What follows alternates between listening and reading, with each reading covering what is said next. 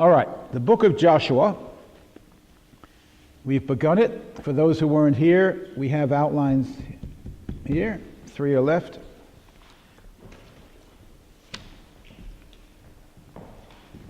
Now, I am planning, as I've announced, to have a Passover Seder supper here on Saturday evening, April 23rd, in this room for the students in this class and the students in my St. Stephen's class. I'd say we'll begin at 6:30. The service is from 6:30 to 7:30. From 7:30 to 8:30 we'll eat, and then there are about 15 minutes afterwards of final prayers, and you get home by 9. We're going to have to charge for it because we have to buy Haggadahs, which are books telling the story of the Exodus. I want everyone to have one because I'll call on people to read, and we've got to have the same book, and they cost, I think, 12 something. Then I'm providing the main course, which is a chicken dish, and then everyone else, all of y'all, will bring your own covered dishes, salad, vegetables, side dishes. So between the book and the chicken, we're going to charge each person who comes $18. And if you feel it's worth it, you'll have a wonderful experience.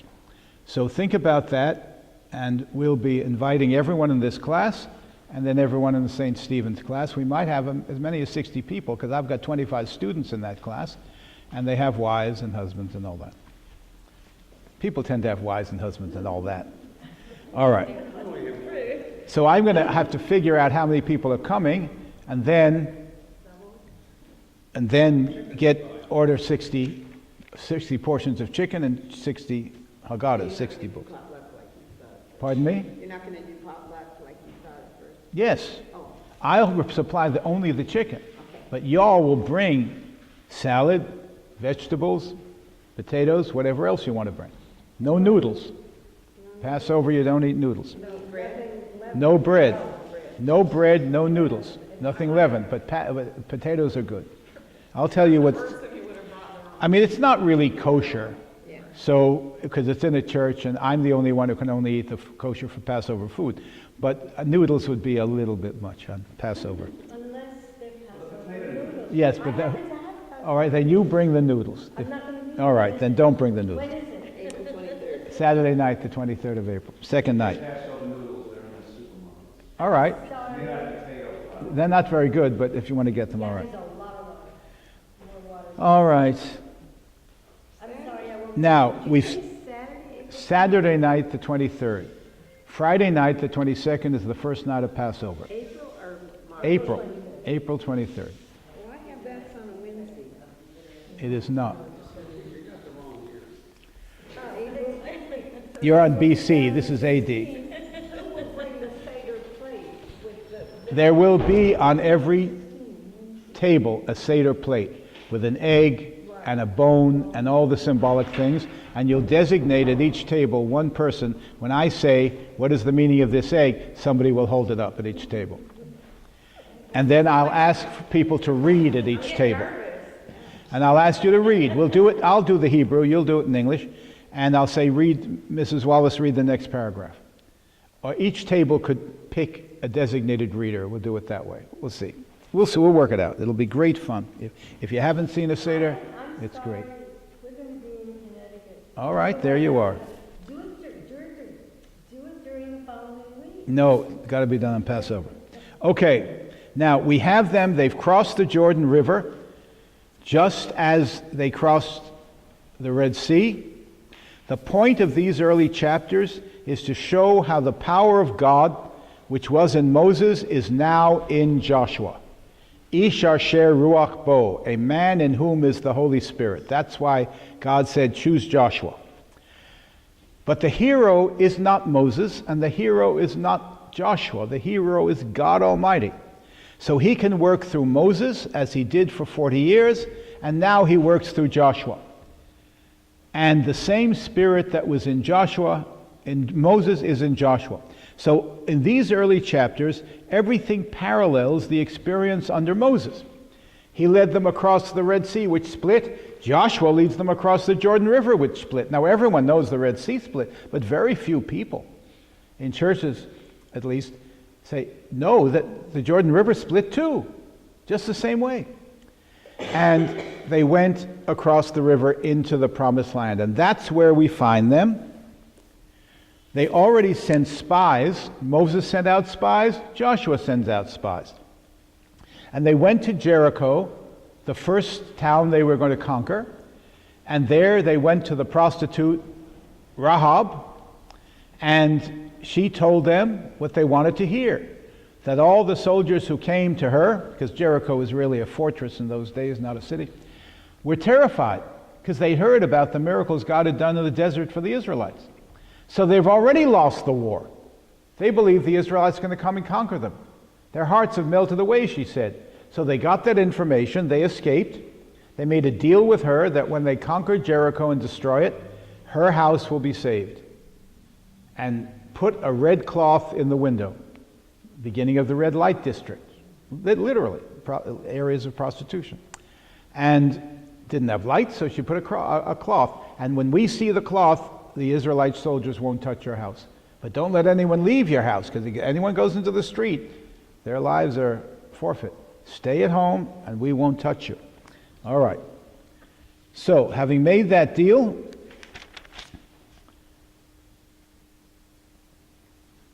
we now find them in chapter 5. When all the kings of the Amorites that were beyond the Jordan to the west, that means in the Promised Land, and all the kings of the Canaanites, and the Canaanites and the Amorites are just two different names for the same people. All the Canaanites by the sea heard that the Lord had dried up the waters of the Jordan for the people of Israel until they had crossed over. Their heart melted, and there was no longer any spirit in them because of the people of Israel. So God had said to Moses, when you cross into the Promised Land and find these great cities, your little ragtag group of former slaves, how are they going to win? Because I will send the hornet before you. Panic. And those fellas will have lost the war before a single shot, as it were, is fired. So I'll give you the victory. And this is what's happened. Verse 2. At that time, now the Israelites are encamped along the Jordan River at a place called Gilgal. And the Lord, before he's going to lead them to victory, they've got to consecrate themselves to God. Now, the way Christians consecrate themselves to God is baptism. Now you are marked as Christ's own. The way Jews do it is through circumcision. These people have not been circumcised. The generation that left Egypt was circumcised, which is the covenant. It's called a circumcision. They're called a brit, but brit also means covenant.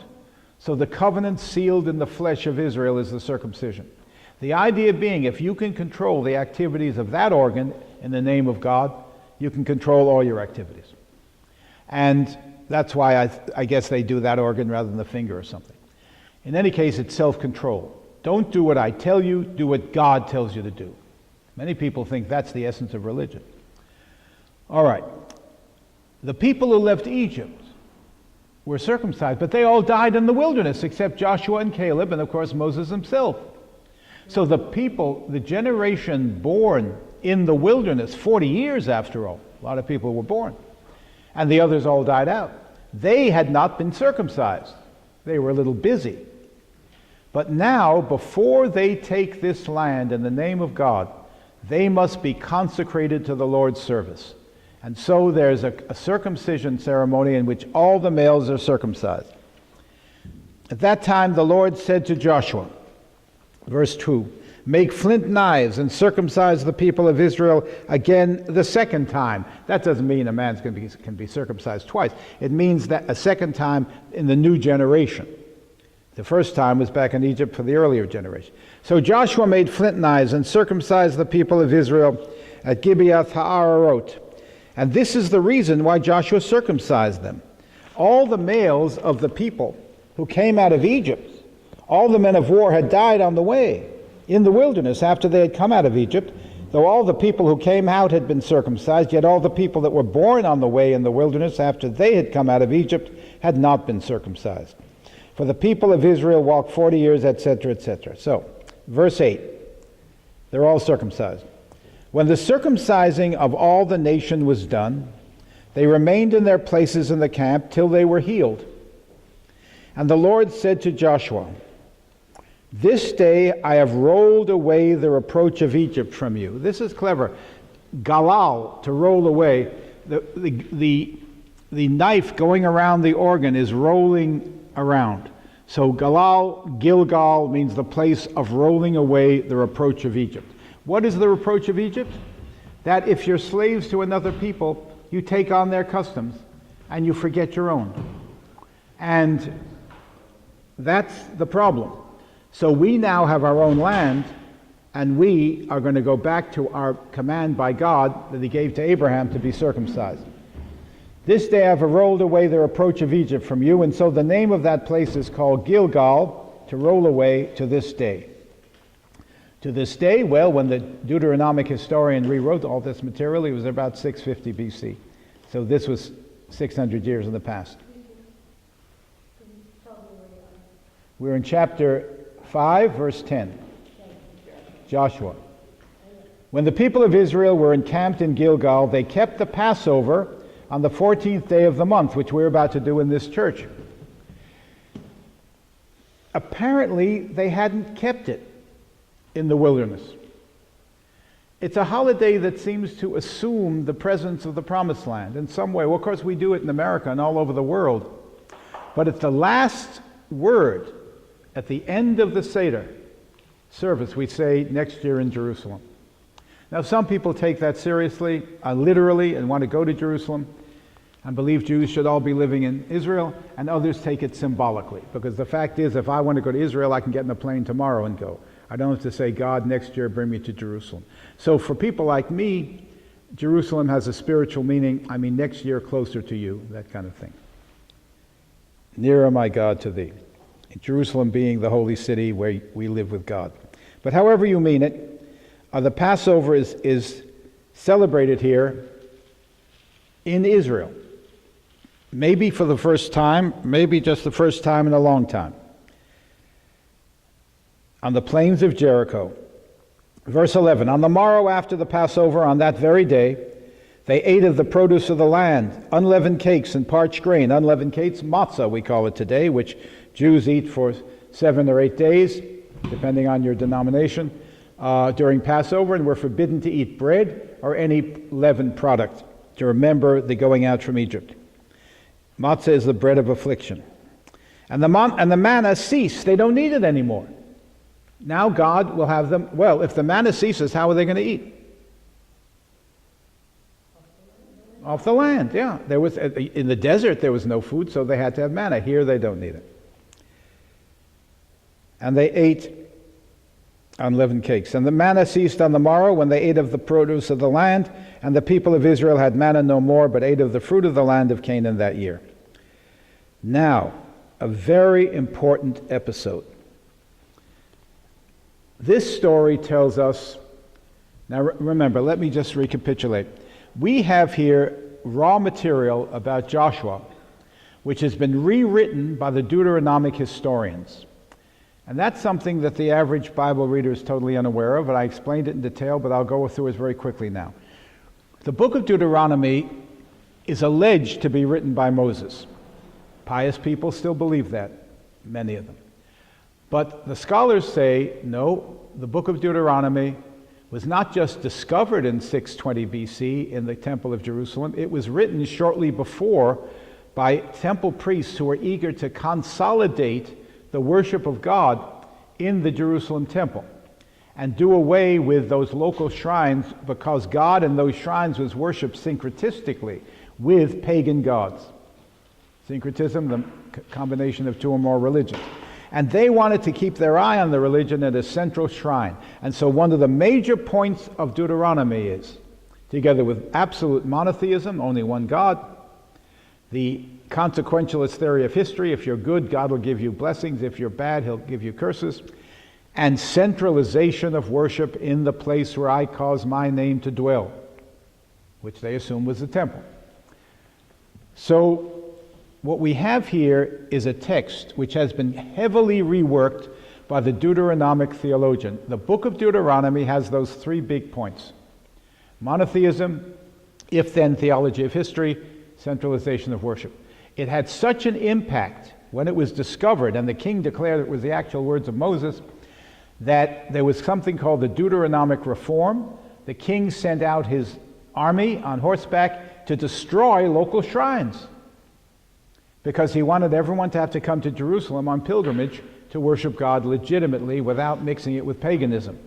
Now, a group called the Deuteronomic Historians, a group of writers, arose so impressed by the book of Deuteronomy's discovery, or writing, they believed it was a rediscovery of Moses' 600 years old writing, that they set about rewriting 4 books: Joshua, Judges, Samuel, and Kings.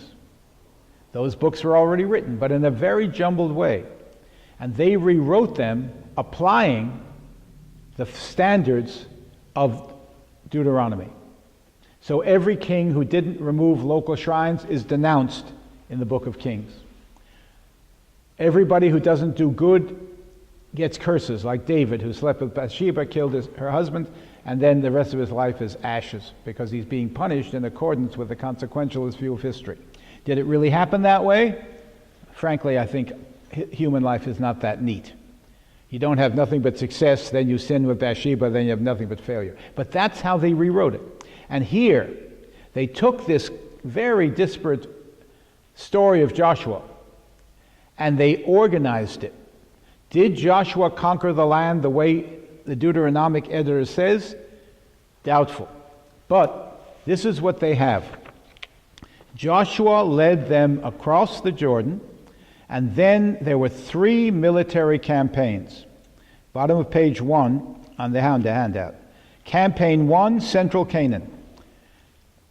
Jericho and the city of Ai, which may have been Bethel, but that's another issue, not of interest to us. Then, after he conquered central Canaan, he turned to southern Canaan. There he found the Gibeonites, and they enter into a treaty with them. And then he attacks a 5-king alliance, and he's successful. 7 more cities fall. Then campaign 3, northern Canaan. He attacks and defeats an alliance of northern kings, pagan kings. And then we have a summation in chapter 12 of all this conquest.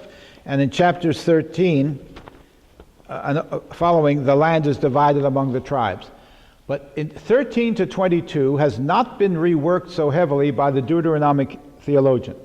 So you can see the chaotic state of this book from 13 to 22. From 1 to 12, it's extremely neat because the Deuteronomic editors have rewritten everything.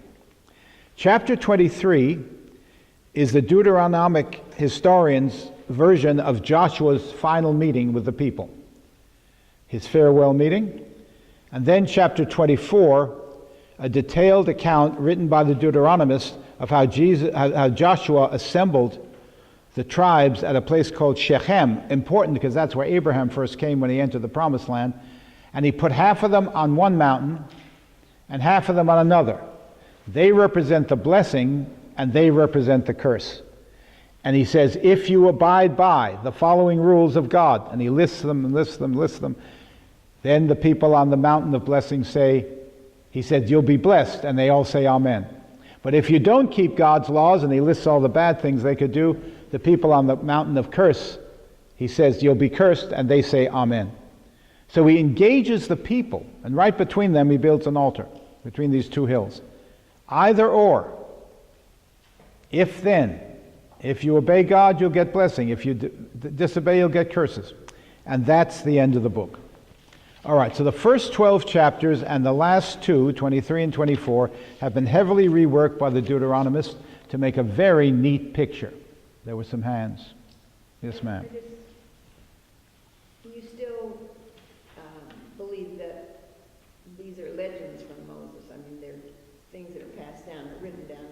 Yeah, they were passed. They reorganized. They were, yes, well, you have a story, not from Moses here. Here you have stories written originally more or less at the time they were happening. And the book of Samuel is written probably by a court historian. He's telling us just how Saul came to the throne, how David came to the throne, how Solomon. It's probably very accurate, the most accurate history we've seen so far. Very few divine manifestations and interventions. It's just a political history. It might be about George Washington, Abraham Lincoln, whatever. But the Deuteronomic historian gets hold of that raw material and organizes it to show that the 3 principles of Deuteronomy apply to that book. Pardon me? Makes it fit. Makes it very neat. He doctors the facts to fit into the sefer. It's a New Testament too. Jesus gives the Sermon on the Mount in Matthew. Why? Because for Matthew, a Jewish Christian writer, he wants Jesus to appear as the new Moses who spoke from a mount.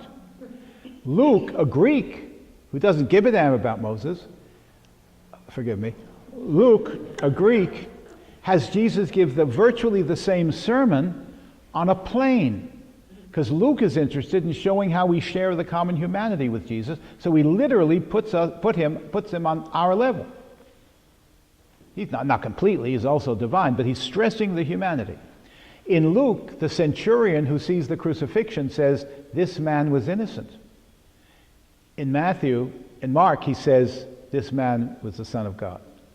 What did he say? I don't know which one he said. This is, in these two novellas, they're different. So we focus on the, most people don't do this, but in a class in a university, and that's the way I'm used to approaching it, you focus on the writer as much as the character in the story. These are stories. Some fact, some legend, all mixed up. And when you get to the time of Saul and David, now we're getting to much more factual stuff. But the flood of Noah, was there really a flood? Was there really a Tower of Babel? I know what your church would answer, but in a university course of the Old and New Testament, we would have to say these are legends, and which may or may not be based in some factual material, but nobody will ever know. And it doesn't really matter. The important thing is the stories are all true, because they tell truths to us about our life.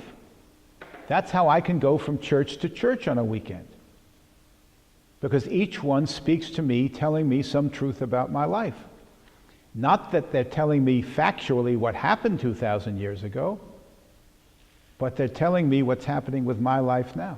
Fact and truth are not the same thing. 99% of the people of the world think they are. But from the point of view of the higher study of religion, they're not. A story can be true without being fact, and something can be a fact without being a truth. As I said, I'm holding a glass of water. That's a fact. Is that important enough to be a truth? No. God reigneth. That's the truth. Is it a fact? Well, I tend to think so, but that's a matter of faith. I know I can't prove God even exists. I've devoted my life to the teaching of God, of this text. But if somebody asked me to prove God existed, I believe he does, but I can't prove it. It's funny, as I've said several times, how when people choose to live or die for something, they invariably pick things that they can't prove. Love, freedom. These are just notions. They're up in the middle of the air, and yet lives are lived and given up for these glorious ideas. Tables and chairs, fact. Who would die for a table or a chair? All right. They kept the Passover, and now, verse 13.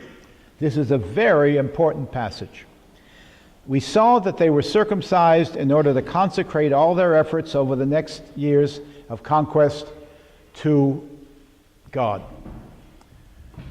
But now, God has got to manifest himself.